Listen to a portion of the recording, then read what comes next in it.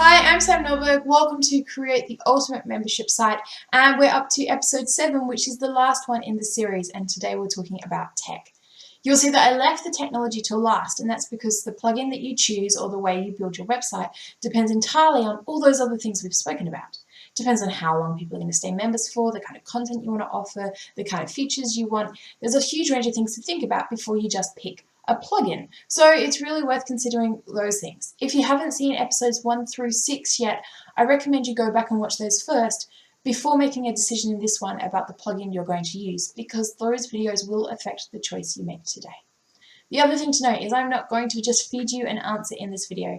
I'm going to talk about some of the options that I already use, but what I'm going to do for you down below the video is give you a whole heap more information about plugins, some of the features they have, and some links for you to go and find out more. The reason I'm going to do that is because plugins and features change often. In fact, I have no doubt by the time I've finished recording this video, some of the things I have said would already be outdated. Therefore, it seems silly to tell you everything in this one video because the information is going to change too quickly. Down below, you will find links, you'll find things you need, and you'll find a list of the features. But before that, on the Get Real Business Academy, I use Wishlist Member. Now, I've been using Wishlist Member for about 3 years now, and the part of the reason I use the plugin is because it's incredibly stable. So because membership sites have become increasingly popular over time, what I find is there's a whole new wave of new plugins flooding the market.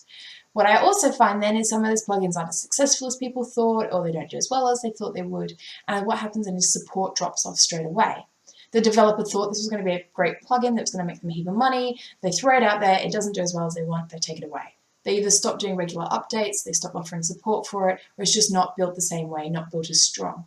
So, Wishlist Member, even though it perhaps doesn't offer as many bells and whistles and functions as some of the other plugins that I've seen, is incredibly stable, has great support, and I know it's been around for forever, and I like that about my plugin. I like to know that it's always going to be there for me to use and that they're going to answer all my questions and they're going to do regular updates to keep me up to date. So part of the reason I use it, and I've used it on a lot of other clients' websites as well. Another one I'm a fan of is MemberPress. So also I use this on a fair few clients' websites, and again, it's like Wishlist Member. It's been around for a while now. It has fairly good support. I actually find that it works slightly different to Wishlist Member. So with Wishlist, where I can just send a whole heap of posts to say membership only, with MemberPress you set a series of rules. So you say posts tagged with this tag become members only, or posts that have this title or a parent of this page. You can't necessarily just as easily go into one page and make it membership only by ticking a single button. You have to think about a series of rules. Now, while that sounds more complicated in the long run, if you're building a big site, that can make it a hell of a lot easier, but just something you need to consider. So they're two of my favorite at the moment, as I said, at time of recording, and that could change incredibly quickly. So down below for you, I've included links to some of those, but also to a plethora of other things. Something to consider here. Plugins such as Wishlist Member and MemberPress are actually fairly easy to use and user-friendly. You'll get away with, if you're fairly WordPress savvy, installing them on your own WordPress site and building your own membership site.